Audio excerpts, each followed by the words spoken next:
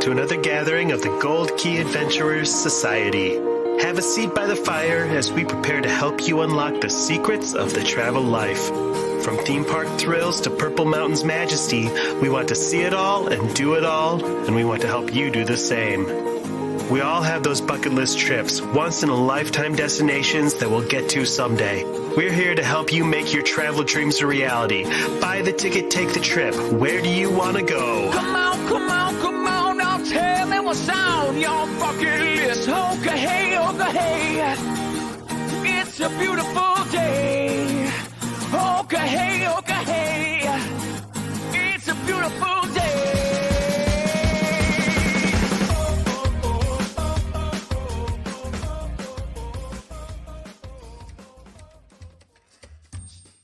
Welcome back to another meeting of the Gold Key Adventurer Society. My name is Dan Leonard. Hi, Dan. And joining me this week in the studio is the one, the only Mr. Jeff Williams. What? Hey, that's me. It sure is. Our show, as always, is brought to you by Key to the World Travel. Key to the World Travel is a full-service travel agency specializing in theme parks, cruising, destinations around the world. Head to www.keytotheworldtravel.com for more details. Get a no-obligation quote on the vacation of a lifetime. Dan, that might have been your peppiest read of our intro yet. I like it. Loving the energy. Mid-sentence, I decided I was going to try for like a morning zoo kind of feel. I like it. It needs more like bicycle horn honks, though. I'll add those in post. Yeah. I won't add those in post. I won't. Never do. Where'd I go? Oh, yeah. Well, so have you seen this? Every so often on social media, we get these posts where they share, and it's all 1-star Yelp reviews of some of America's most popular national parks. Oh, yeah. That started going around the interwebs lately. Here's a couple of ones that I particularly like. Closest pop-up ad. Badlands National Park. Have you ever been to the Badlands? I have not, but I am familiar with it. It's in western South Dakota there, and the 1-star review says you lose cell service because you're in nowhere, USA. Yeah. Yeah. It's the like Badlands. Right. It's in the name. Bruce Springsteen wasn't writing about it because it's urban. Right. Or this 1-star review of Carlsbad Caverns National Park in New Mexico. Unless you find big caves and rocks overwhelmingly fascinating, skip this one. Skip it. Yeah. Yeah, who would have thought a big cavern would be just a cave?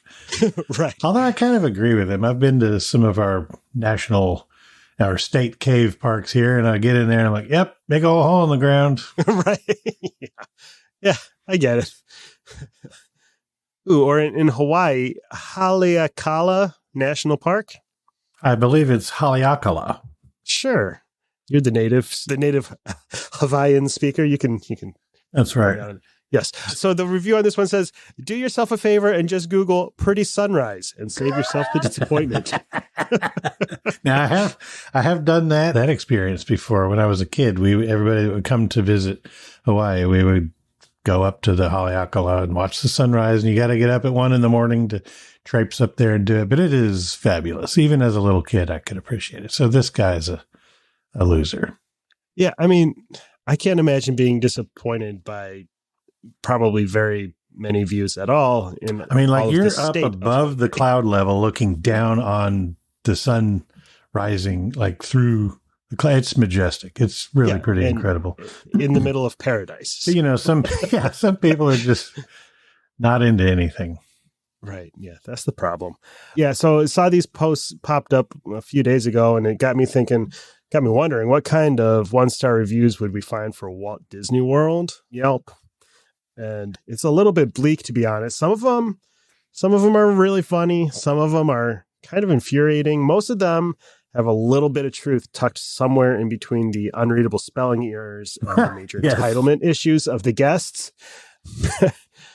Also, I kind of noticed that the most of them fall into at least one of 3 main categories. People are upset because either they needed to do some research before they went, or even better, book with the travel advisor. Number 2, they need to learn to temper their expectation. And number 3, some of them are, to be honest, valid complaints that we've addressed before in a recent episode. Prices keep going up, and the perceived perks, the value for that money kind of keeps getting degraded. So I thought maybe this week we could take a look at some of the best examples, laugh at the inscrutable grammar, and talk about the simple things that we could do to fix the perspective or the experience for these people and turn the 1-star review into 5 stars. And I am hoping, and I believe when they say that a lot of these kinds of things that people are complaining about are going to be fixed in 24. There's a real push towards fixing a lot of the issues with some of the perceived value and what you get for it, as well as the app itself is, being tweaked. And so I'm very hopeful for the future. They have had a rough few years here. Yeah, they have. I mean, they've even just recently dropped some improvements to things like the experience of booking dining. Yep. That are going to be really nice. So hopefully that continues over with some of the other guest experience. I want to start off with a 1-star review. Read to me, Uncle Dan. You want me to sit on your lap? Through the magic of the internet, sure. As long as you stay firmly in Alabama. Put the lotion in the basket first. All right. This is the worst hotel review I could find for a Walt Disney World hotel.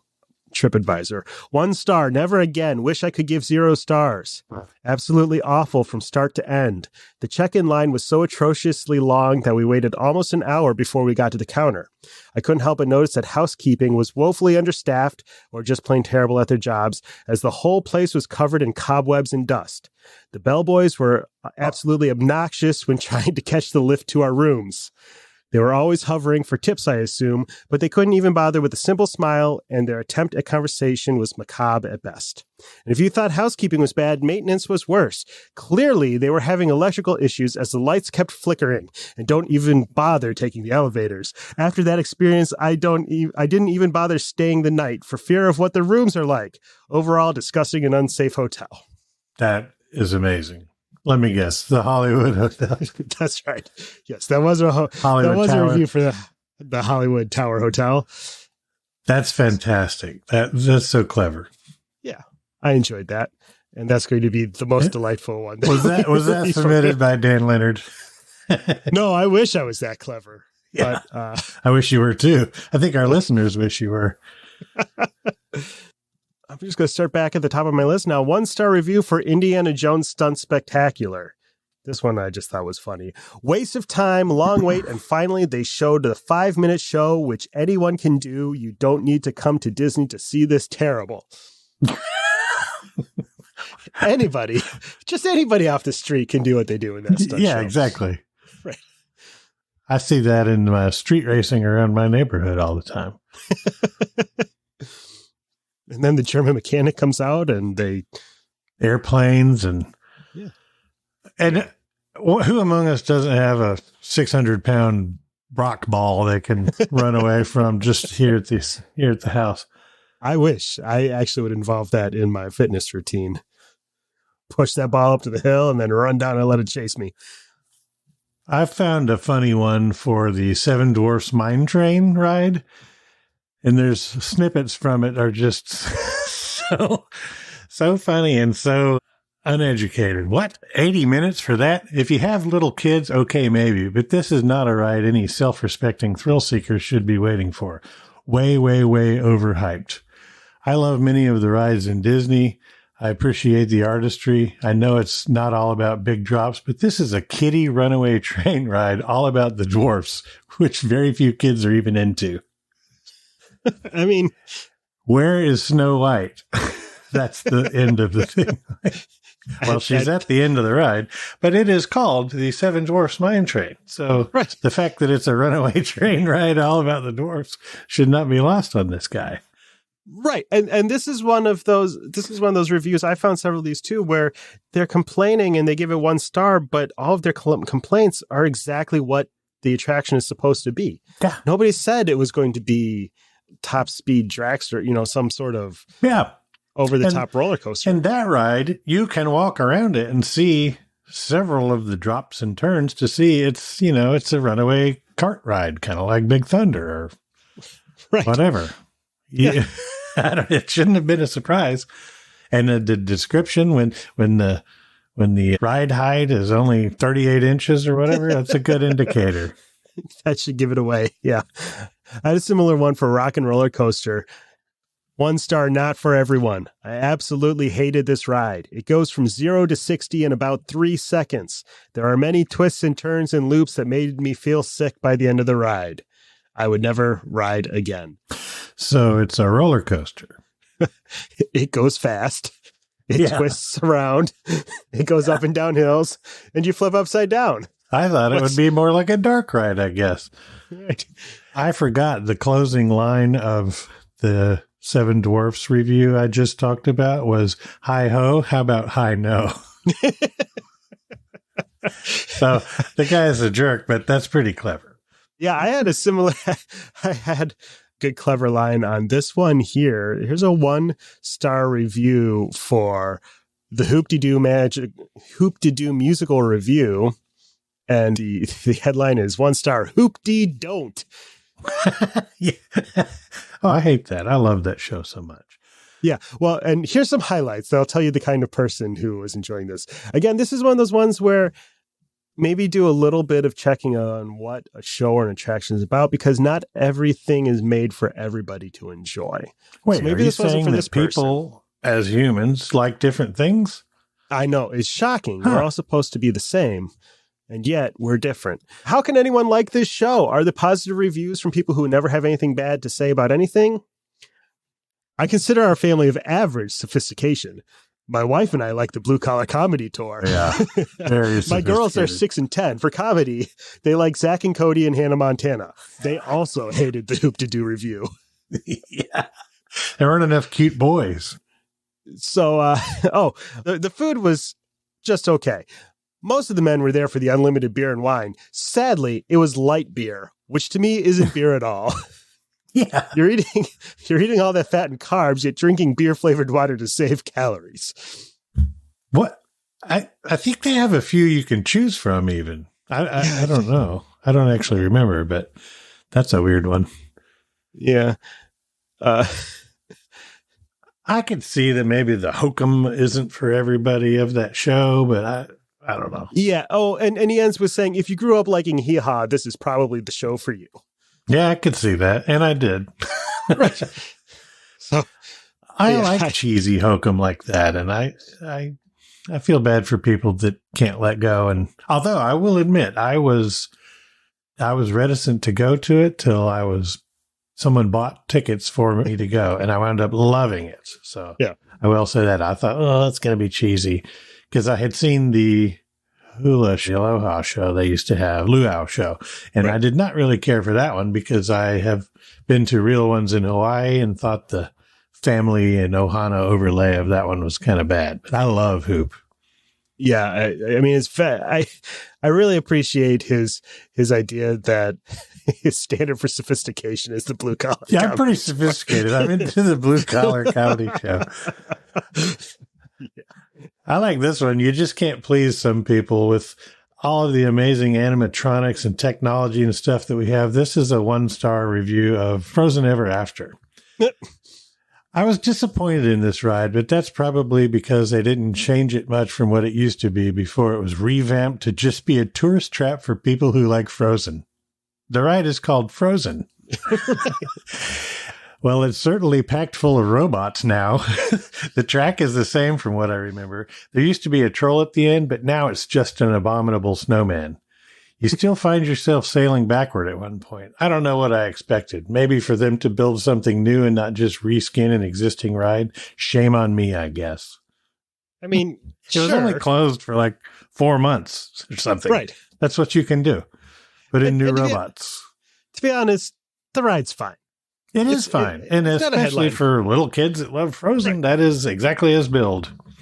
Yeah, again, not everything is for everybody. And everybody always acts like the thing they took out was the most amazing thing. Like Maelstrom was fine, but if you like oil derricks and trolls, maybe you missed that. But it was never that great. It was always something good to do and cool off. But Right. And then It wasn't- everybody would blow past the historical film about the actual beautiful country of Norway. So nobody watched that anyway.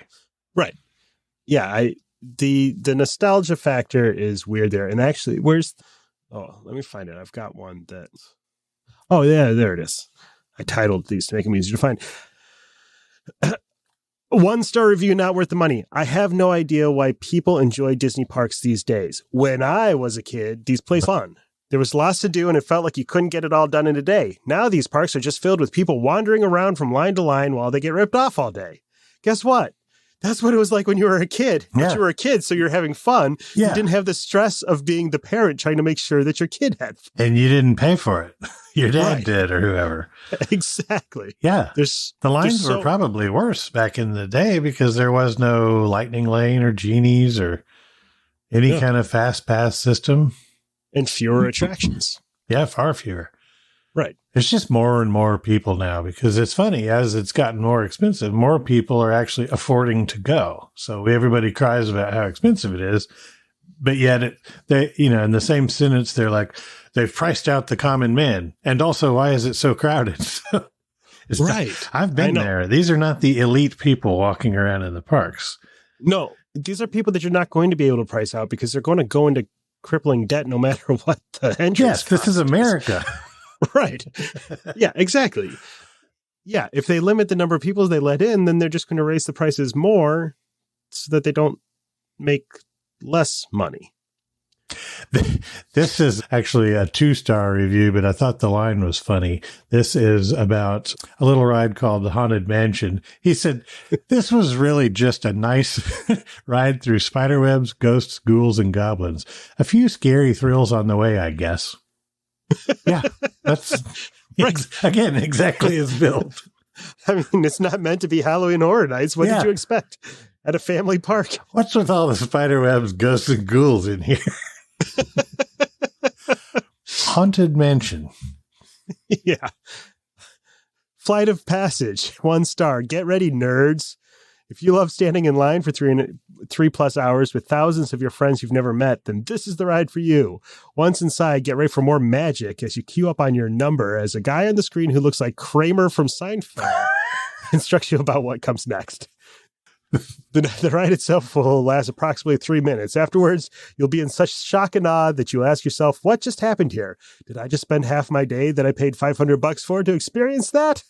It's been almost a month now since my family visited, and I'm still shaking my head about spending so much money for so little fun together as a family. I really just I can't fathom how these people aren't having fun. Yes, it's expensive and all that, but I don't know. I think people need to relax. Yeah. And I think a lot of these are they get home and they look at how much money they spent but in the moment, it seems like they're always having fun because lots of these people attach photos to their reviews and they're all full of people with their smiles on their faces and they appear to be having the most wonderful time ever. And then they get home and I don't know. Yeah, I guess they fire up Yelp when that credit card bill comes. You must be right. Yeah, I think that's what it is. This is a line from 2-star, 1.5, star review of Pirates of the Caribbean. Excuse me. Yo ho, hold up. That's a long line for a slow moving boat cruise through scenes of animatronics playing Where's Jack Sparrow? Not a terrible escape, though, if it's hot outside. I mean, yo ho, hold up. It's like one of the most classic, beloved rides of the entire parks. And one is available at every single one of the parks worldwide. This guy's like, I mean, I guess if you like robot pirates. What were these people expecting? I don't know. It's like they've never seen a dark ride or something. Maybe they're used to Six Flags where everything's a coaster or something. I guess, but people know what, I mean, Pirates of the Caribbean is, I don't know. I don't get it.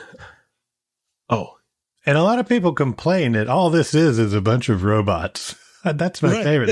That's a running theme through several of these. Like all they did was spend $1 gazillion of R&D to develop the most amazing animatronics available anywhere in the world. That's all Right. it is. Yeah. Or Big Thunder Mountain Railroad. I think this is very boring. Nothing to look at the entire time. Have they not tried the goat trick? I mean, the entire thing is jam-packed with props and sight scenery. gags and Right. So much that I'm still seeing something new every time I write it. Yeah. And if nothing else, you got beautiful views of the parks around every turn when you're up high and can. Boy, have you ridden that thing at either park, Disneyland or Disney World? Have you ridden that during fireworks? Yeah, at Walt Disney World. Special. Yeah, that is phenomenal. It's not easy to time it out, but if you manage it, then it is. Yeah, it's a little bit more intense at Disneyland because it's closer to where they fire the fireworks from, because it's kind of back behind the castle there at Disneyland. It's positioned a little closer to where the fireworks go off. But it's pretty amazing either way. They're right over your head. So all those fireworks that look like they're over the castle when you're watching from Main Street are really more over Big Thunder. Right. Yeah. Yeah, it's phenomenal. I wish I next time I go to Disneyland, I've got to try to make that happen. Because... I always think, finally, something to look at while I'm on this boring ride. Yeah.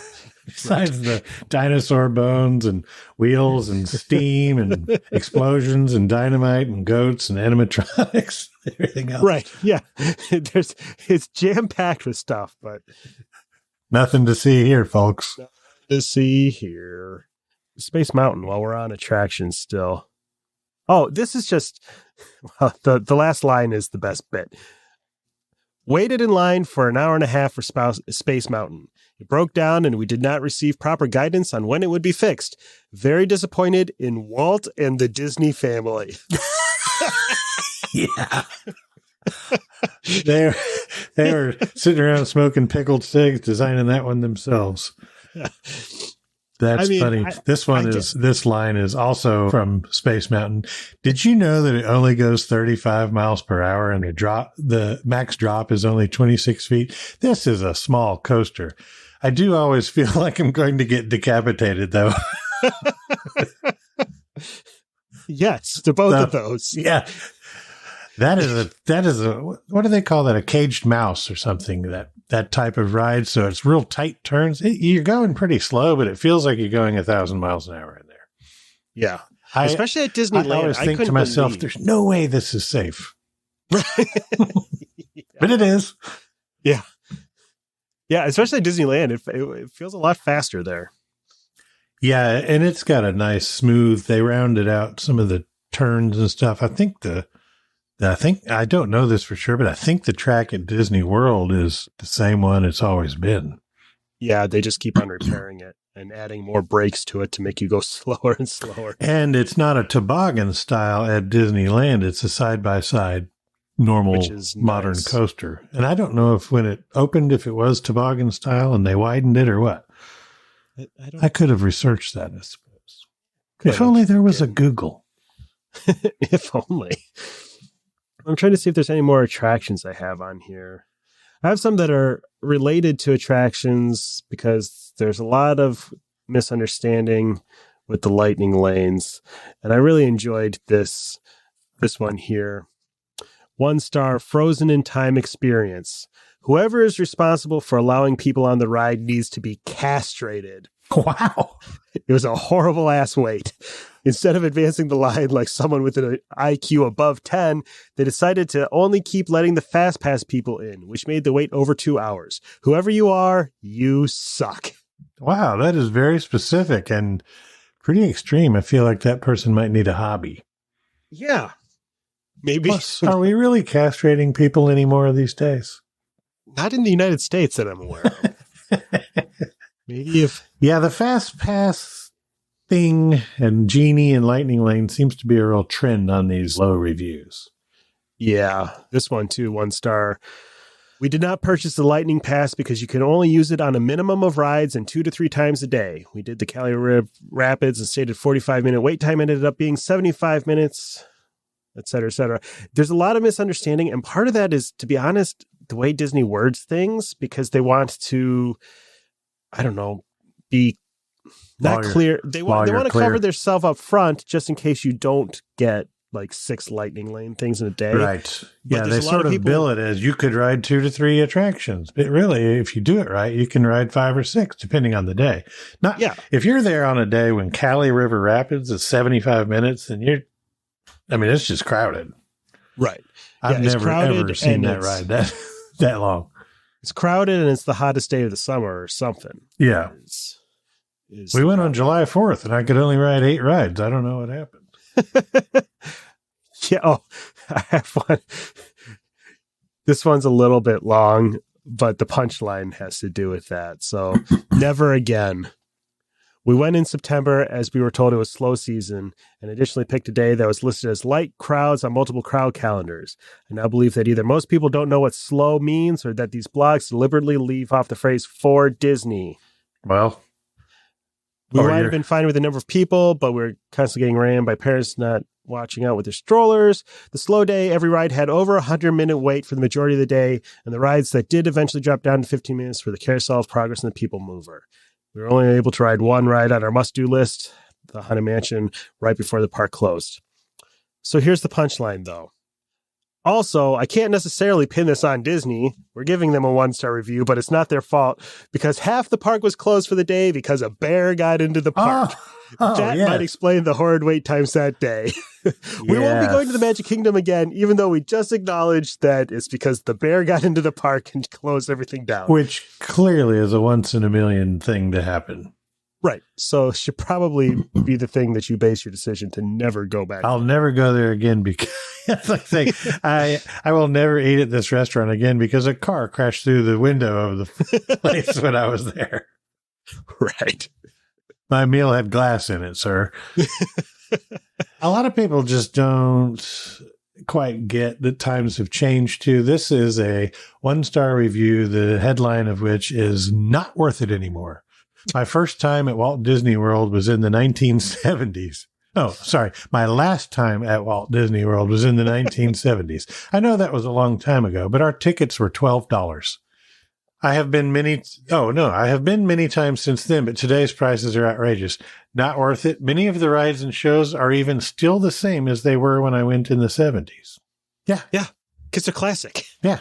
But then this is the same kind of person that's going to get mad because they didn't have the ride he loved in the 70s. So it goes to show you cannot win with folks. If you change things, they don't like that. If you keep them the same, why didn't you change it? Yeah. Exactly. It's very disrespectful from Disney's part to charge $148 per person per day, plus make us wait 95 minutes for each ride. Once we were almost close to the ride, Disney decides to cancel the ride in 3 different instances. Yes. I bet they just made that decision randomly. Right. I just like they're disrespecting you by making you wait in line. I don't know. Happiest place on earth, my ass, is the headline of this one.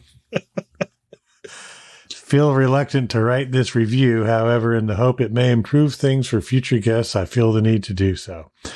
It just goes on to cry about everything, wait times and Genie and everything else. But I did think that was kind of funny. The happiest place on earth, my ass. I mean, it's not. That's Disneyland. Right. Get it right. This is the most magical place on his ass, apparently. Right. I appreciated the hypocrisy in the opening line of this review. Alcohol in a children's park? Where's the smoking areas? Oh, so he's pissed that they're selling booze in the Magic Kingdom, but also pissed that you can't smoke in the Magic Kingdom.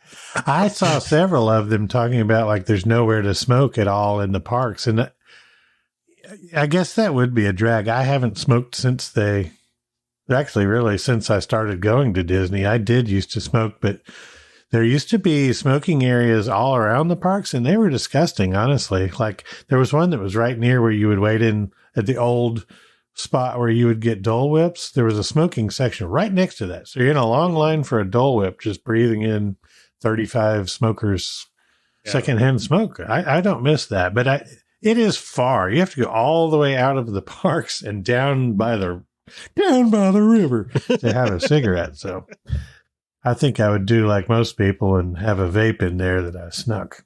The words expressed here, by the way, are not condoned by Key to the World Travel.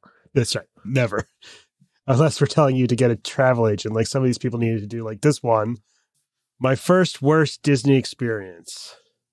Where do I begin? I reserved a room at the Polynesian using Disney's centralized booking system. I then tried to book dining by calling their 800 number, but because the wait time was a whole 30 minutes, I tried to send a simple email. Well, yeah, and then he's mad that they didn't book his dining for him via email because that's not how the system works. That's not how that works. Yeah. Dear Disney World, I want to eat there. To whom it may concern. Right. Make my dining. Yeah, Open Table didn't work, so I sent a carrier pigeon. I don't know what happened. It didn't work. This is waste of time and a lot, in capital letters, of money. We came all the way from New Zealand to come to Disney World, all one word, as had been told it was so much better than LA Disneyland, 2 words. I completely disagree. They let way too many people into the parks. The cost is unjustifiable. And get this, we had 4 rides shut down after waiting for nearly an hour, and there were no apologies from the staff, just free fast passes. So all they did was give him a fast pass to any other ride he wanted, all 4 times. But he didn't get an apology. I think the fast pass was the apology. Yes, exactly. I was almost with them on some of those things. Yes, it's expensive, and right. Yes to all of those things, but I don't know. If you want them to spend the $60 billion they've promised to spend in the next 5 years on the parks, they're going to have to make the money. Right. 10th circle of hell. People who pretend they like it here are lying. That's not hyperbole at all. No. If you want a similar experience for less, I recommend having your car towed at 2 a.m. and then going to the impound. You'll see the same type of crowds, have shorter wait times, receive more polite service, have cleaner bathrooms, and get more and healthier food options. Wow. This one is very succinct. Overrated, overpriced, overwoke, and I'm over it. That's the whole review. Yeah. And the woke thing keeps on popping up in newer reviews too. Yeah. 1 star. This woke company Disney has destroyed itself. Charging for rides in the app. They want to change our kids. They made an awful Indiana Jones 5 movie. Disney is dead in his one of these things is not like the other. These people just want to yell about Disney. They keep on saying these things that I don't think that they could even explain to you. Have you seen Indy 5? Can you believe they had the nerve to make a woman one of the main characters? We all know that women aren't capable of.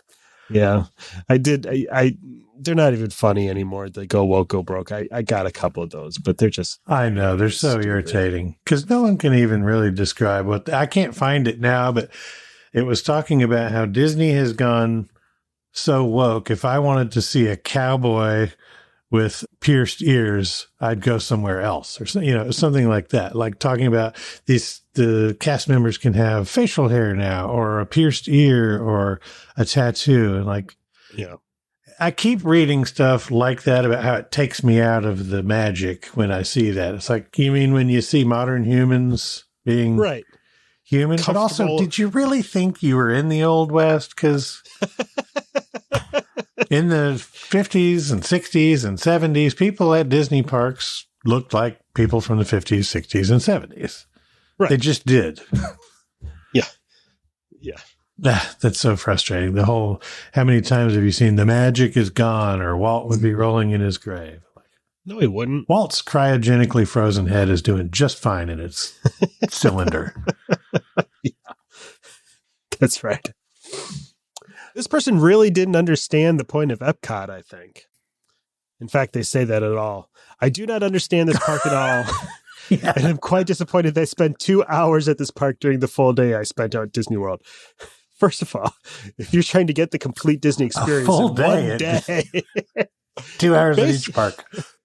Basically, you enter the park and they have an area with a few space rides and test track. There's a stage before you enter the rest of the park, which is a big circle of little areas that are themed based on different countries. At the different countries, all they have is small shops for gifts and a few restaurants and bars. I will say, the way each country and the shops, bars, and restaurants for the country were decorated was beautiful. It was clear that a lot of effort was taken to make the areas of the countries look authentic, and that is the park. Basically, you pay the price of admission to Epcot and then go spend money to eat, drink, and buy gifts. I think you summed it up, buddy. Right. Yeah. Somebody owes you some money for writing their brochure for them because... Yeah, exactly. Yeah, this wasn't anything but a permanent World's Fair. Oh, wait. Yes. Actually, I did see one that said exactly that. Oh, really? Yeah, that's literally what he wanted. Right. Right. But it's funny because the World's Fair, I guess they don't even wonder when they stopped doing those. But that used to be the thing. Here's all the modern future marvels, and here's cultures from around the world. Right. And each country that hosted it would show off their modern marvels or their look at the future. It's exactly what Epcot is. Right. People flocked from all over the world to see it, and they still do. And when you got to those things, you paid to ride little rides, see displays. I don't know what people want. I saw one complaining that Disney was racist because the Morocco pavilion looked like desert castle where you would see camels and stuff. And they're like, "Why? Where's the modern cities? Where's the actual culture?" So I was like, this is the most authentic of the pavilions because the country of Morocco themselves built it. Sent their own designers and artisans over. Materials and everything. Of course, we've since run them out of there, and now there's nothing at all to see or do in there, but that's a topic of another podcast. Right. Epcot Food and Wine Fest. Don't expect to be able to try a variety of food without overpaying. If you're seeking to try good food and wine from around the world, look elsewhere. The food at Food and Wine averages about $5 for each of those little selections. Yeah, but if you want to eat 35 plates of food, Dan, that's going to cost you. I mean, the amount of food that's still reasonable compared to what you'd pay for it at a restaurant. I agree. I think the festivals, to me, they all run together, and I've complained about that myself before, but the food at all those things is pretty great and a pretty good value still. Right. Disney Springs, nothing special. Not recommended unless you want to go and spend money. Yes, it is a mall. It is a great big shopping mall with restaurants and shops. That's what you do. That's how it's built even. Right. It was purpose built for that, to keep the Brazilian and European shoppers from going to the outlet mall nearby. Right. This guest from the UK was very upset about the pricing, and he closes his 1-star review by saying, "Such a disappointment. I'll never go again. Save your money and go somewhere more inviting. Try Ukraine." I should say that this was written in September of 2022. So, oh, that didn't age well at all. No. Yeah. He's got some very strong feelings, apparently. This is a straight up lie here.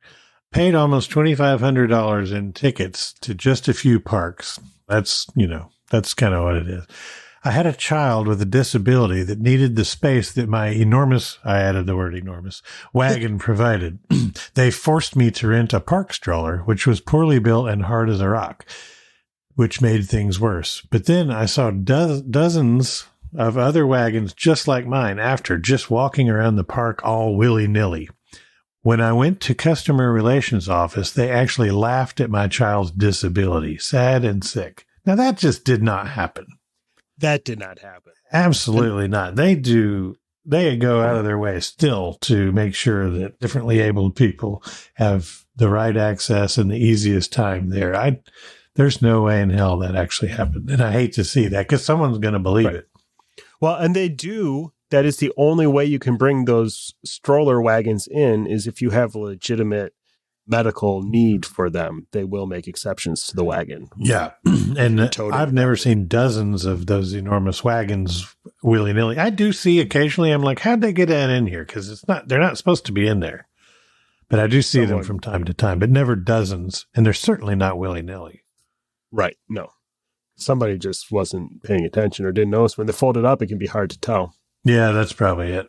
Yeah. Probably folds up where they can pull it in suitcase style or something. Right. We decided to go to Hollywood Studios in disguise as a family because it was Halloween. When we were already inside the park, a worker approached us to tell us we could not wear masks with the costume. I think it's ridiculous that on Halloween they don't allow you to wear your full Disney costume. If only it said that on all of the literature and ticketing. Right. Then we see Disney defending freedom of expression, but we can't wear our masks. Oh, Lord. Yeah. And they're defending it by having these mustachioed men everywhere. Right. If I wanted to see a cowboy with pierced ears, I'd go somewhere else. Okay. Where exactly would you go? I don't know. A gay country and western bar? I don't know. Which actually sounds pretty fun too. Right. Yeah. This nutcase just hates scooters. Disney has got to stop giving those damn scooter cars to every lazy fat that wants to zip around cutting off walking pedestrians. This is the most obese country in the world, and Disney only encourages sloth and gluttony. Only doctor-prescribed scooter. Wow. He's got some feelings. They're strong. So I have no issue with people needing a scooter. I've been with people that need a scooter for various reasons, a broken toe or whatever the issue is, fine. The thing I will complain about with scooters is that when people are on them, they act like they're in a sealed vehicle and they're no longer a human being.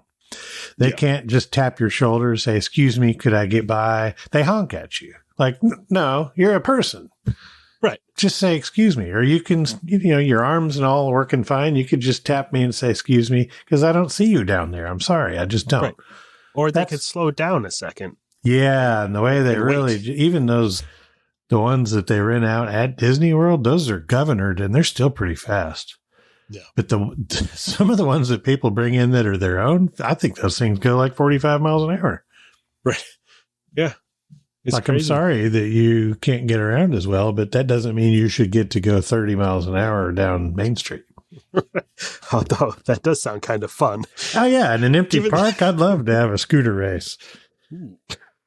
Oh, yes. How can we make that happen? I mean, we know where to rent scooters. Yep.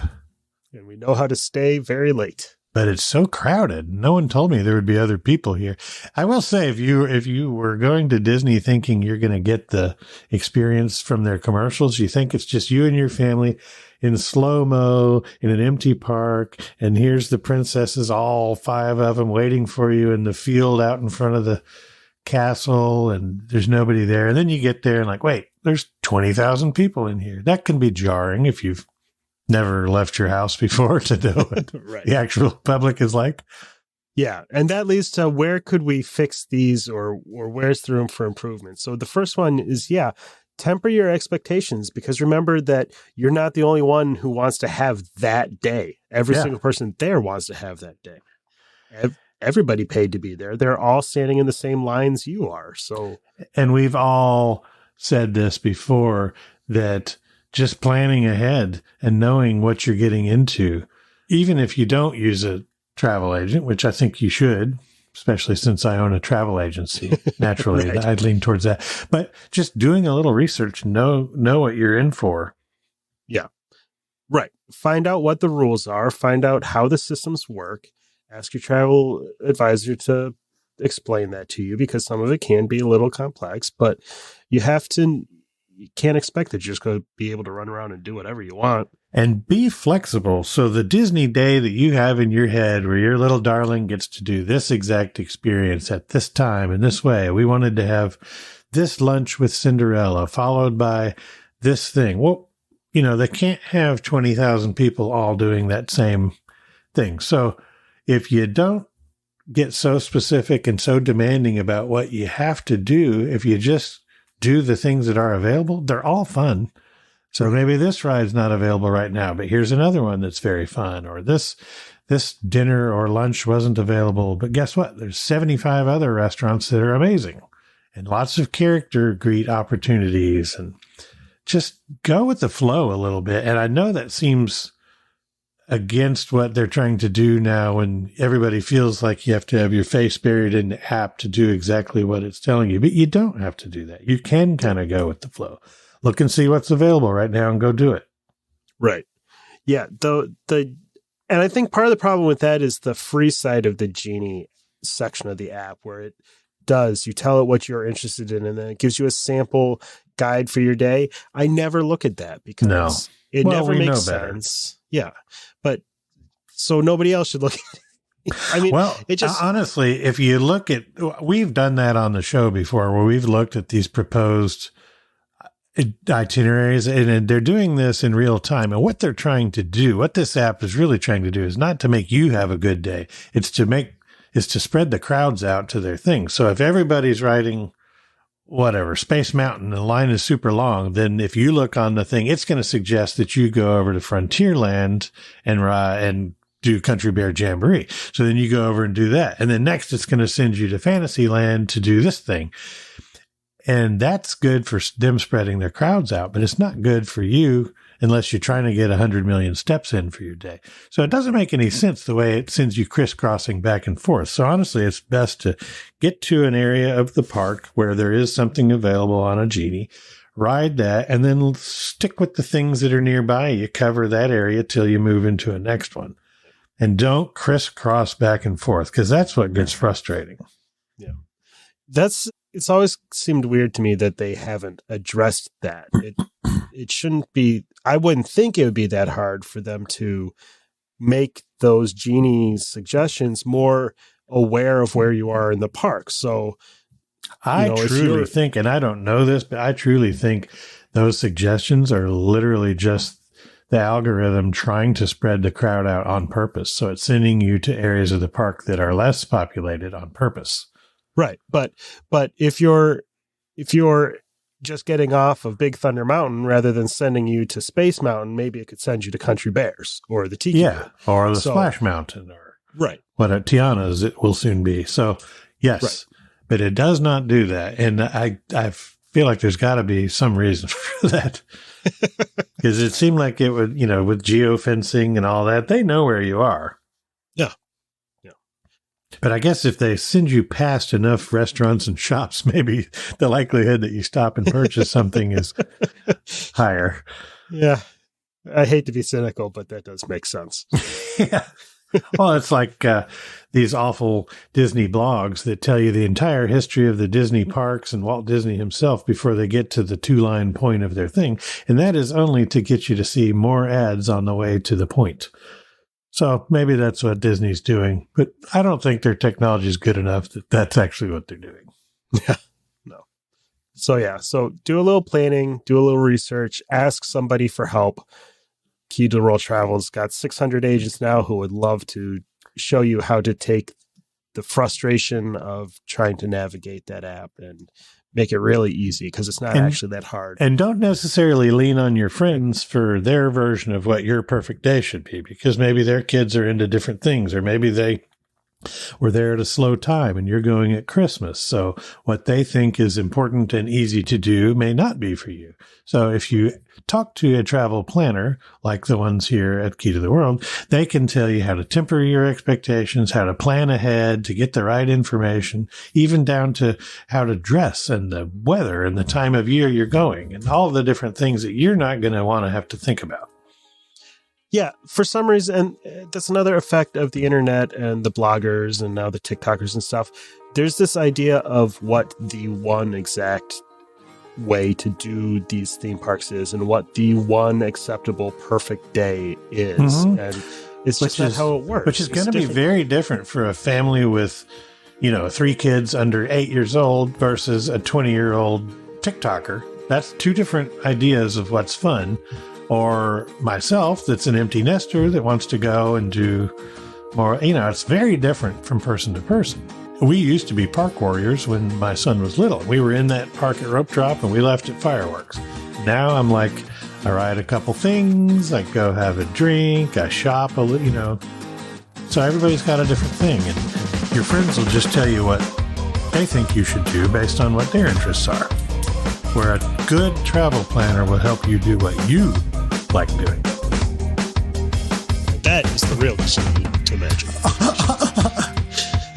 See what you did there? You see that? That was pretty good. That I was gotta good. write that down. Finally, you did something good. It's been like 4 years now. Well, I'm going to say thanks for hanging out with us again this week.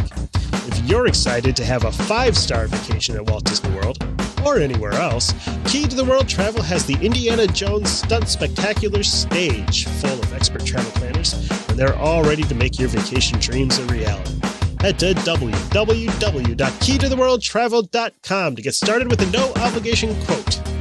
Word of mouth is the best way to help us grow our show. If you have a friend or two who you think would appreciate our special brand of globe-trotting jackassery, tell them what makes our show so great and send them our way. You can find links to subscribe to the show on your favorite apps and all the latest Gold Key Adventure updates at www.goldkeyadventurers.com. Yeehaw. Can't wait to hang out with you again, and we'll see you real soon. Goodbye, everybody.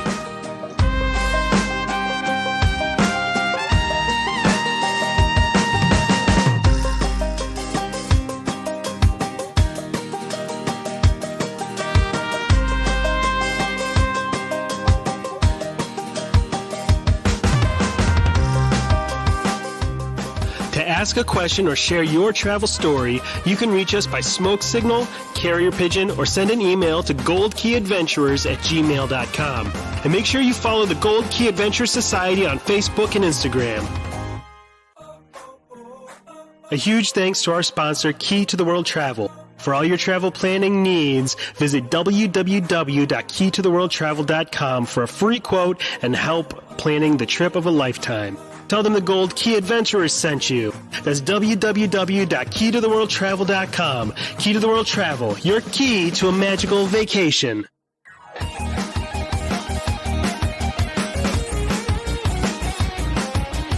Thanks to Outer Vibe for the use of their song Hoka Hey for the intro and outro of our show.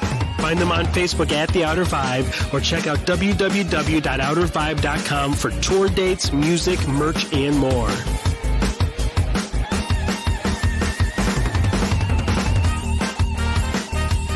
We'll see you next week for another meeting of the Gold Key Adventure Society. And until then, remember, life is short and the world is wide. So go have an adventure.